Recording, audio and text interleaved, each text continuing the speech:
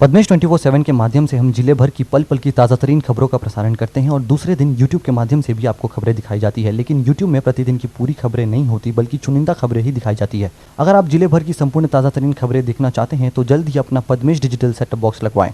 Setup box लगवाने के लिए संपर्क करें 07632240222 या फिर 8319969927।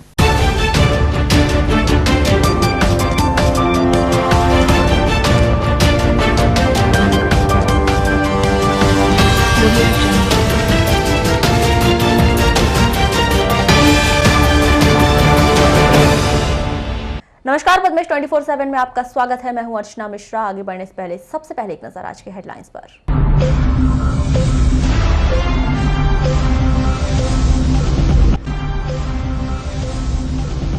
जनरल प्रमोशन पर उठे सवाल, पॉलिटेक्निक के छात्रों को कई विषय में आए बैक। छात्रों ने लगाया प्रबंधन पर आरोप। खेत सड़क पर सरकार ने लगाई रोक, जनप्रतिनिधि की मांग पर नहीं हो रही सुनवाई।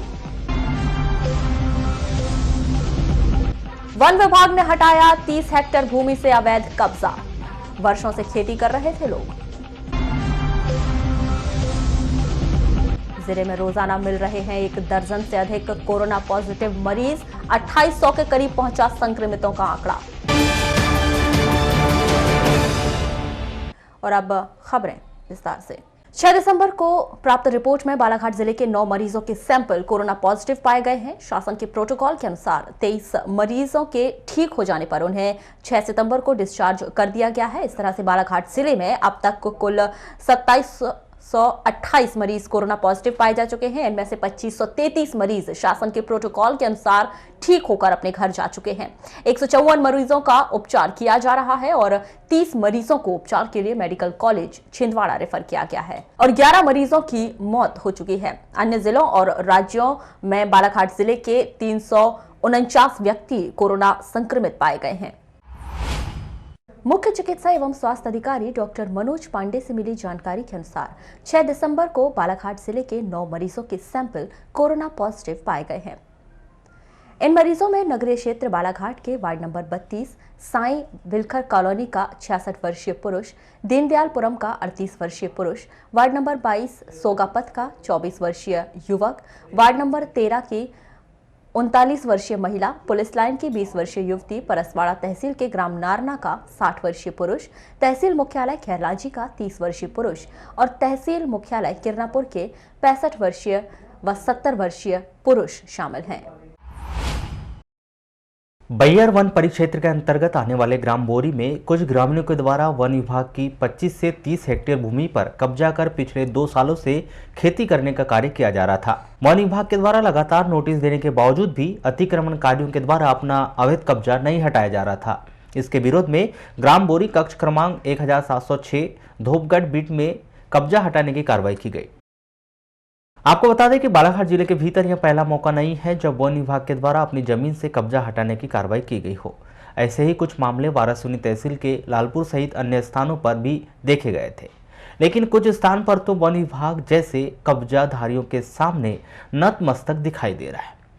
चलिए जानते हैं इस कार्रवाई के विषय में उपस्थित जन क्या कहते हैं। गाँव में मतलब अवैध रूप से कब्जा किए हुए जमीन को अतिक्रमण हटाया गया है, जिसमें गाँव वालों की सर्वसहमति एवं वन विभाग की टीम द्वारा हटाया जा रहा है। लोगों को मांग है कि वन की भूमि जहाँ तक है वहाँ तक अतिक्रमण हटना चाहिए। अतिक्रमण नहीं हटेंगे तो ग्राम के समस्त ग्रामवासी द्वारा आंदोलन किया जाए। अतिक्रमण के लिए सब जुटे हुए हैं।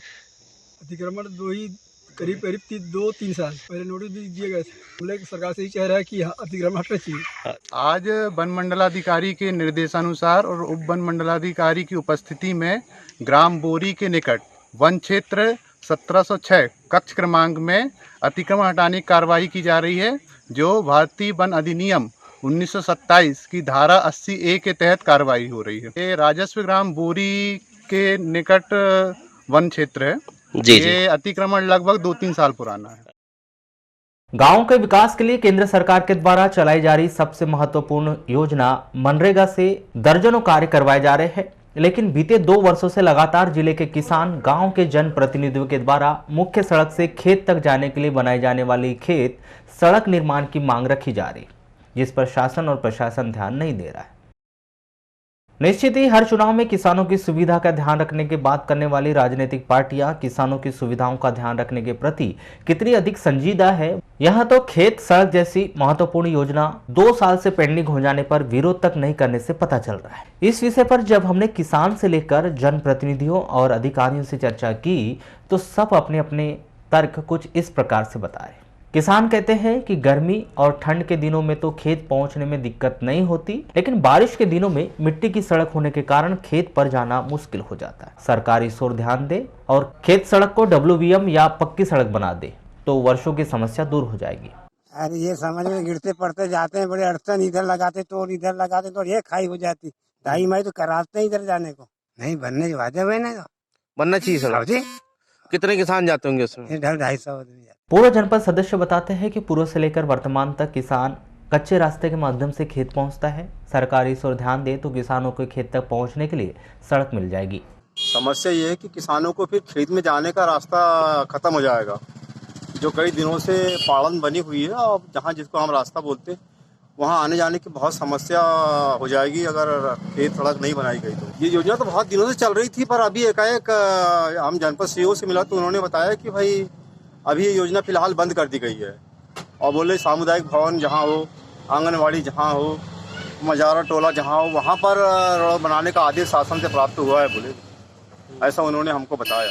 ग्रामीण अंचल के जनप्रतिनिधि कहते हैं कि किसानों को सरकार अन्नदाता मानती है, बावजूद इसके कि उनकी जरूरतों को कितना ध्यान रखा जाता है वहां तो फिर सड़क जैसी योजना को बंद करने से ही पता चलता है। खेत सड़क को समाप्त करने का जो निर्णय लिया गया है वो कहीं ना कहीं किसान के साथ अन्याय है। एक तरफ अन्नदाता का उन्हें मानते, अन्नदाता की तरह मानते हैं, उनके ऊपर राजनीति करते हैं, उनके ऊपर बात करते हैं। भैया खेत सड़क जो है, ये जो सड़क पे हम जहाँ खड़े हैं यहाँ से कम 200 किसान यहाँ से आवागमन करता है, जिसमें महिलाएं पुरुष।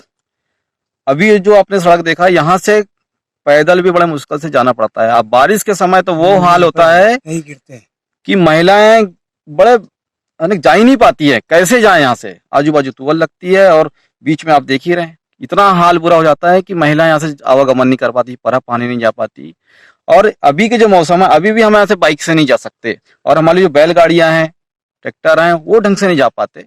जिला पंचायत सामान्य सभा की बैठक के दौरान दर्जनों बार इस मुद्दे को उठा चुकी जिला पंचायत सदस्य मालती मस्कोले बताती है कि उनके द्वारा किसानों की समस्या के विषय में अधिकारियों से समक्ष जानकारी रखी जा चुकी है, लेकिन इस पर भी कोई ध्यान नहीं दिया जा रहा।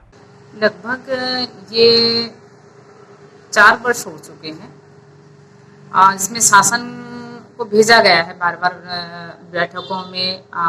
सम्मानीय जिला पंचायत अध्यक्ष जी हैं, उनके माध्यम से भी कई बार ये प्रस्ताव उठा और सवाल, और इसमें प्राय किसानों को जो बहुत परेशानी होती है। पहले क्या होता था कि उनको जो फसल लाने ले जाने में जो सड़कें कहना चाहिए पूरे गड्ढे हो चुके हैं और उनको अपना सामान लाने में बड़ी दिक्कत बनती है। तो और कई सड़कें ऐसी हैं जो स्कूल से लगा हुआ है, यही सड़कें, तो जिनमें बच्चों को भी, स्कूली बच्चों को भी आने जाने में परेशानी हो रही है। तो अभी यहाँ बैठकों के माध्यम में भी बताया गया कि अभी शासन से इसकी गाइडलाइन नहीं आई है और जब तक ये गाइडलाइन नहीं आई, जब तक ये काम नहीं होगा। इस विषय पर जब हमने बालाघाट जनपद पंचायत के कार्यपालन यंत्री से चर्चा की तो उन्होंने कहा कि खेत सड़क योजना बंद नहीं की गई। हालांकि बीते 2 वर्षों से सरकार ने इस पर विराम लगा दिया गया है। यह फैसला वरिष्ठ स्तर का है। उनके द्वारा किसानों की समस्या के लिए जल्द ही पत्राचार किया जाएगा। जैसे जैसे शासन का निर्देश प्राप्त होता है उस हिसाब से हम लोग रोड बनाने का कार्य करते हैं। अभी फिलहाल ऐसा है कि ऐसे सड़क जो आंगनबाड़ी को या स्कूल को या फिर उप स्वास्थ्य केंद्र को जोड़ता हो, है ना। इन शासकीय भवनों में आंगनबाड़ी, उप स्वास्थ्य केंद्र या फिर स्कूल को जोड़ने वाले जो रोड हों और वो बहुत जर्जर हो चुके हों, जहाँ चलना फिरना दुभर हो, ऐसे सड़कों को फिलहाल अभी बनाने के लिए अनुमति दे रहे हैं। उसके लिए भी ये रहता है कि उसमें पिछले 5 वर्षों में कोई कार्य तो नहीं किया गया है और ग्राम पंचायत में कोई और सड़क का कार्य तो नहीं चल रहा है। इन सब बिंदुओं पर एक रिपोर्ट जाता है, उसके बाद फिर जिला प्रशासन से अनुमति मिलती है, तभी वो सड़क का कार्य करते हैं। तो हमारे किसान खेत तक पहुंचने के लिए, है ना, यदि अनुमति मिले तो वो भी कार्य हम लोग करवाएंगे। निश्चित ही केंद्र और प्रदेश शासन प्रधानमंत्री और मुख्यमंत्री सड़क के नाम से चलाई जाने वाली योजना के माध्यम से मुख्य मार्गों से गांवों को जोड़ रही है। वहीं दूसरी ओर इन गांवों में रहने वाले किसानों की सुविधाओं को ध्यान में नहीं रखा जा रहा। अब देखना यह है कि शासन प्रशासन खेत सड़क के लिए कब ब्रेक लगा रखती है। बालाघाट से पद्मेश 24/7 के लिए महेंद्र सिंह उइके की रिपोर्ट। रविवार सोमवार की दरमियानी रात को सड़क दुर्घटना में शहर के वार्ड नंबर 14 निवासी राम वरकड़े पिता समरूलाल उम्र 50 वर्ष की गर्रा ITI के पास सड़क एक्सीडेंट में मौत हो गई। मृतक के पुत्र ने बताया कि पिता शादी में खाना बनाने का काम करते थे। रविवार को रिश्तेदारी में शादी में गए थे। वापसी के दौरान किसी अज्ञात वाहन ने उन्हें टक्कर मार दी, जिससे उनकी मौत हो गई। तो शादी में गए थे तो गाड़ी वाले ने ठोक दिया था। कहाँ पर? गर्रा में। गर्रा में किस जगह? ITI की तरफ। ITI की तरफ। कहाँ से आ रहे थे बेटा शादी से? एकोड़ी। वापस आ रहे थे? हाँ। किसके यहाँ गए थे शादी में? बाबूलाल के। अच्छा, ये तो कितने बजे की बात है? 11:30 बजे। 11:30 बजे। अकेले थे क्या? 3 लोग थे। काय में थे? गाड़ी पे। गाड़ी में थे। तो दोनों को लगी क्या चोट? और नहीं, 2 तो ठीक है, बस पापा की डेथ हो गई। ग्रामीण थाना के अंतर्गत गोंदिया रोड खुरसोड़ी चौक में कार मोटरसाइकिल को ठोस मारकर फरार हो गई। कार की ठोकर से मोटरसाइकिल में सवार खुरसोड़ी निवासी जुगल किशोर पिता दीनदयाल बसे ने 32 वर्ष, उसकी पत्नी रेखाबाई पति जुगल किशोर बसे ने 31 वर्ष घायल हो गए। दोनों घायलों को जिला अस्पताल में भर्ती किया गया। प्राप्त जानकारी के अनुसार 6 दिसंबर की रात्रि 9:30 बजे जुगल किशोर बसे ने अपनी पत्नी रेखाबाई के साथ मोटरसाइकिल में खुरसोड़ी बस्ती से खुरसोड़ी चौक टोले में अपने रिश्तेदार के घर कार्यक्रम में शामिल होने आ रहा था। तभी गोंदिया रोड चौक में गोंदिया की ओर से तेज रफ्तार से आ रही कार मोटरसाइकिल को ठोस मारकर फरार हो गई। कोविड-19 के चलते शासन के निर्देश के तहत विभिन्न तकनीकी शैक्षणिक संस्थानों में शिक्षा प्राप्त करने वाले छात्रों को जनरल प्रमोशन दिए जाने का प्रावधान किया गया है, लेकिन शहर के पॉलिटेक्निक कॉलेज में सैकड़ों छात्रों को जनरल प्रमोशन की जगह विभिन्न विषयों में बैग दे दिया गया है, जिसके कारण छात्र काफी मायूस है। वहीं प्राइवेट तौर पर शिक्षा प्राप्त कर रहे छात्रों को ओपन बुक माध्यम से परीक्षा ली गई थी, लेकिन उन्हें भी परीक्षाओं में उत्तीर्ण न करते हुए कई विषयों में फेल कर दिया गया है, जिसके कारण छात्रों में आक्रोश पनप रहा है, जिसको लेकर आज छात्रों ने लामबंद होकर कलेक्टर कार्यालय पहुंचकर जिला प्रशासन को ज्ञापन के माध्यम से अपनी समस्या से अवगत कराया है। पूरे कॉलेज में जिन को बैक आई है ऐसे छात्रों के 1000 छात्र सिर्फ PG अपना पॉलिटेक्निक कॉलेज मेरा ओपन बुक एग्जाम। कौन सी एग्ज़ाम थी? सर ये पॉलिटेक्निक की थी, मतलब जितने भी सेमेस्टर बैक थी हमको उनकी एग्ज़ाम थी सर क्या होता है कि जब हम कॉपी का रिवॉल्यूशन करने के लिए डालते हैं तो उसमें सर हमको 300 रुपये कुछ ऐसा पेड करना पड़ता है। अगर एक सब्जेक्ट है तो 300 रुपये देना पड़ता है, और सर यदि 2 सब्जेक्ट है तो सर हमको 600 रुपये, 3 सब्जेक्ट है तो ऐसे करके हमारा पूरा वो बनता है। तो सर क्या होता है कि अगर हम अभी है हमारी सिर्फ PG मतलब यहाँ पे अपना पॉलिटेक्निक कॉलेज के हो गए 50 बच्चे, ऐसे सर अलग अलग जो कॉलेज के बच्चे ऐसे करके हम 5 लाख बच्चे भी इकट्ठा करते हैं, तो 300 रुपये के हिसाब से सर उनका है कि कमाने के लिए उन लोग ये सब कर रहे हैं। सर सेकेंड ईयर में 3rd ईयर में रहने का था, 5th सेमेस्टर स्टार्ट हो गया और हमारा अभी तक रिजल्ट आया और अभी हम फिर वो ईयर बैक हो जाएगा सर हमारा। तो कितने में बैक आई है? सर 2 सब्जेक्ट में फर्स्ट ईयर के। अच्छा, आपने किस पद्धति से दिया था exam? Online exam sir, open book. अच्छा, आपके जो साथी हैं उन लोगों को जनरल प्रमोशन भी मिला है? जी जी, उसमें जनरल प्रमोशन उन पर भी बैक आई सर। रेगुलर थे उनके लिए जनरल प्रमोशन था। अच्छा, जो रेगुलर थे जैसे 4th सेमेस्टर में जो रेगुलर है उनके लिए जनरल प्रमोशन उनको मिलेगा, उन पर भी कुछ को बैक आई है सर। और सर हमारा तो हम एक्स स्टूडेंट है, हमारे जो बैक के कुछ पेपर थे सर वो तो क्लियर ही नहीं हो रहे, हम तो हमारा ईयर बैक भी हो चुका है इस चक्कर में। एक बार तो बार बार वही रिवोल्यूशन के लिए भी डालेंगे सर, उसमें भी पैसे लगने, फिर से एग्ज़ाम देंगे तो उसके में पैसे लगने, पैसे का ही है सर, पैसे खाने। बैहर पुलिस ने नेमीचंद बारमाटे की हत्या करने के आरोप में गिरफ्तार कर दोनों आरोपी गणेश सुक्कल सिंह भोंडेकर 30 वर्ष और चैतू सिंह हीरा सिंह बरकड़े ग्राम सिंगौड़ी निवासी को बालाघाट के विद्वान विशेष न्यायाधीश राजाराम भारतीय की अदालत में पेश कर दिए गए, जहां से दोनों को न्यायिक अभिरक्षा में जिला जेल भिजवा दिया गया है। दोनों आरोपी ने 50,000 के लेन देन को लेकर नेमीचंद बारमाटे की हत्या कर लाश बोरी में भरकर नाले में फेंक दी थी। बता दें कि ग्राम सहेजना निवासी नेमीचंद बारमाटे कोटवारी का काम करता था। 25 नवंबर को 11 बजे नेमीचंद गांव में RI एवं पटवारी और गांव के अन्य लोगों के साथ गांव के सरवन और प्रताप की जमीन नापने उसके घर गया था। उसके बाद नेमीचंद घर वापस नहीं आया। तब उसकी मां खेलनबाई ने गुम होने की रिपोर्ट बैहर थाने में दर्ज की। गुम इंसान जांच दौरान 29 नवंबर को मसनी नाला में एक बोरे में एक व्यक्ति की लाश पाई गई थी। मृतक की पहचान नेमीचंद पिता भागचंद बारमाटे 40 वर्ष ग्राम सहेजना निवासी के नाम से की गई थी, जिसकी हत्या करने के बाद उसके शव को बोरे में बंद कर फेंक दिया गया था। विद्वान प्रथम सत्र न्यायाधीश मनोज कुमार तिवारी की अदालत ने जयश्री मेडिकल स्टोर के संचालक संजय बुड्ढेकर भटेरा रोड बालाघाट के निवासी की अपील खारिज करते हुए उसे न्यायिक दंडाधिकारी प्रथम श्रेणी राजेश शर्मा की अदालत द्वारा चेक बाउंस के मामले में दी गई सजा 6 माह के साधारण कारावास और 2 लाख रुपए की प्रतिकार राशि प्रतिवादी को दिलाए जाने के आदेश को बरकरार रखा है। प्रस्तुत परिवाद के अनुसार संजय बुड्ढेकर जयश्री मेडिकल स्टोर का संचालक है और परिवादी कमलजीत छावड़ा सपना फाइनेंस कंपनी बालाघाट का संचालक है।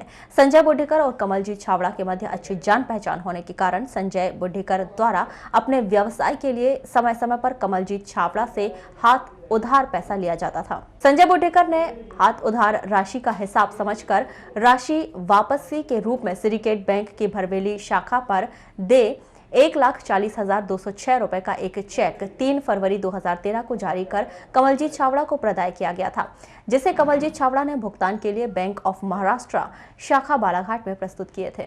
लेकिन 8 फरवरी 2013 को चेक इस टीम के साथ वापस कर दिया गया था कि संजय बुड्ढेकर के खाते में अपर्याप्त निधि है। इस प्रकार संजय बुड्ढेकर द्वारा यह जानते हुए कि उसके खाते में अपर्याप्त निधि है, उसने परिवादी कमलजीत छावड़ा को मिथ्या प्रलोभन देते हुए उक्त चेक जारी कर प्रदान किया गया था।